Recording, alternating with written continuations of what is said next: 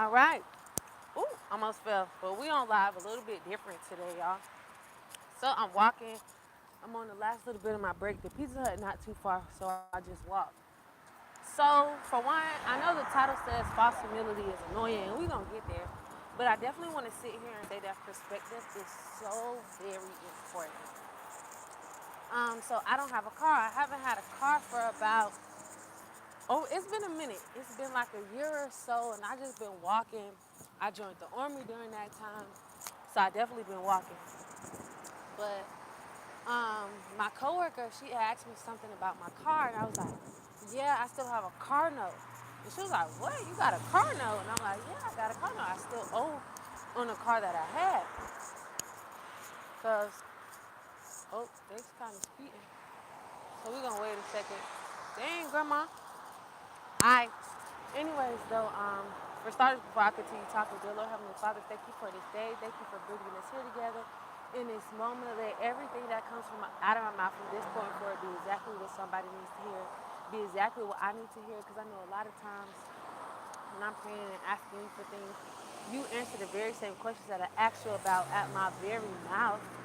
So God, I'm thankful for that. I'm thankful for your provision. I'm thankful for the way that you provide for us, Jesus. Pray that you cover us and keep us in good graces and good health. And in your son Jesus' name I pray, amen. And she was like, "Oh, that sucks." And I know she didn't mean it like that. And I also didn't take it that way either, because a part of me was kind of sad. Because like, even though life ain't what you want it to be, life is still good. I have had the best of times just walking. I remember one day I was walking and I wound up having lunch with a homeless guy, which was a good experience. It was definitely kind of funny, but it was fun and I really enjoyed my time there. I got to really realize that we have gotten so disconnected from just feet hitting the ground. And it's kind of like I have enjoyed not having a vehicle. I'm still saving up. I definitely need one. But in due time, and there are so many other moving factors, but it kind of was like, actually, it don't suck. And in this time, I have learned that I can take help and that I can still be of help, even though I'm not in the situation that I want to be in. And that leads us to false humility. I was having a hard time receiving help from people. Like, I would rather walk a mile or two than get a ride. Or it would just take pulling teeth to get me to ask for a ride, to open up to a person that was around me. And it's like, I'm like, nah, I got it. No, I'm not hungry. No, I don't need your help. I'll pay you back. Like, not really being grateful because I'm thinking that they're gonna like hold it over my head. And I was watching a video about false humility. And it's just not honorable. It's not honorable for God to provide for you. And because it's not in the way that you want to be provided for, you discredit it. Or you feel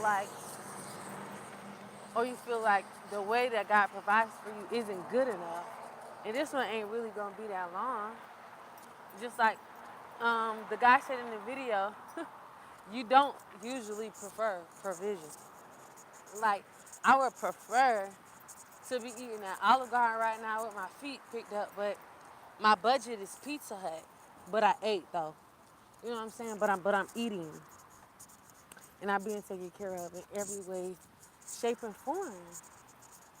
And walking on a full stomach is kind of nuts.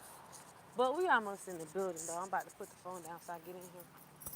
But you don't have to be afraid to accept the help that people are giving you. And a little story about me.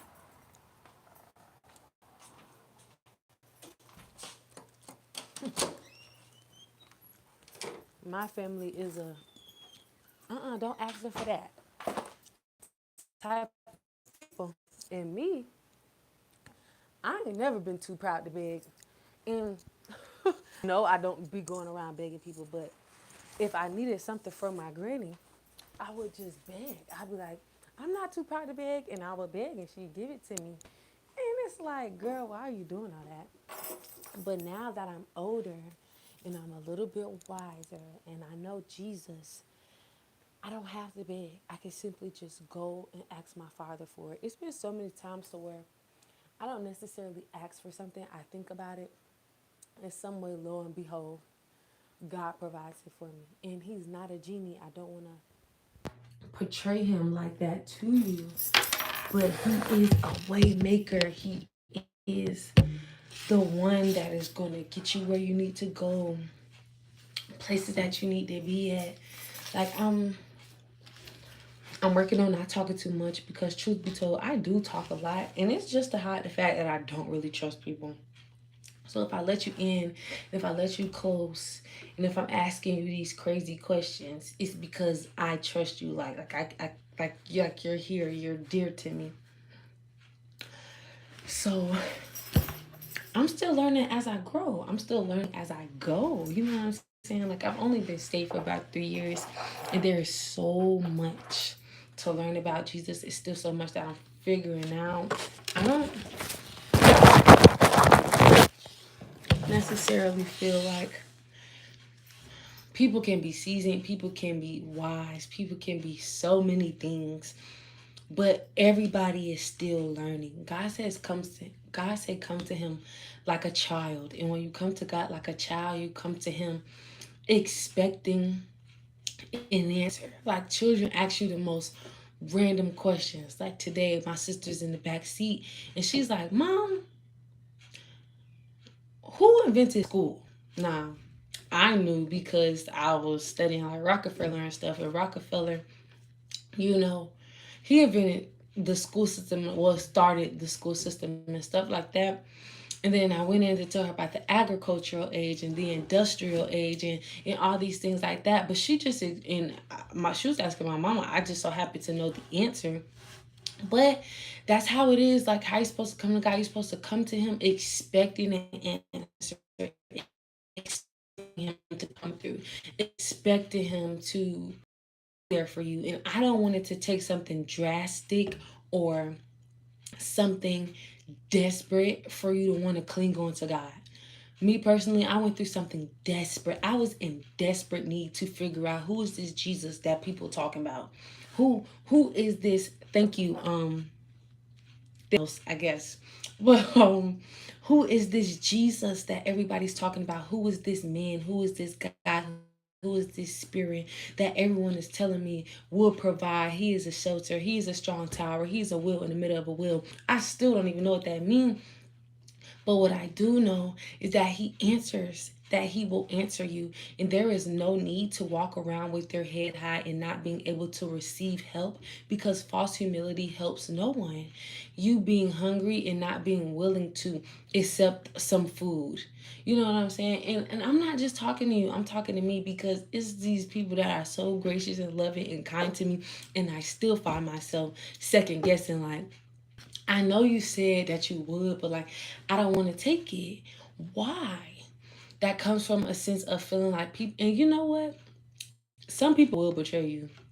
Some people will throw that stuff back in your face.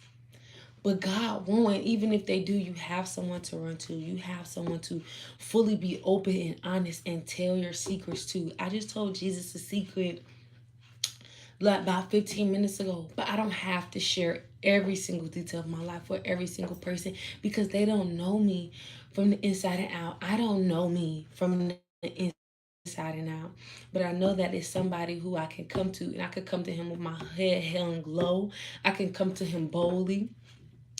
I come to Him proud, but I could just ask Him to reveal Himself to me. Like, okay, God, please show me who you are, so I'm not maneuvering in false humility.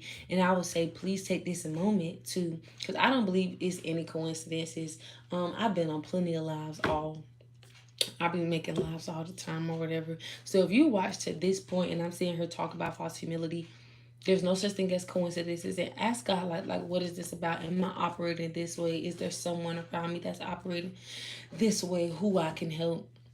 And I feel like the best way to like really understand false humility is almost like the prodigal son. And this is gonna be a different take. Yes, like, he was eating all that pig stuff and all the other stuff. But false humility will have you thinking that you less than you are. False humility will have you thinking that you need to come back to your father's house as a servant when he will accept you as his son. Yes, you made a mistake. Yes, you're not where you want to be at. And let's take it way back to the beginning when I was talking about the car. In all actuality, it was my fault. Some things in life happen and it's just your fault. That's okay.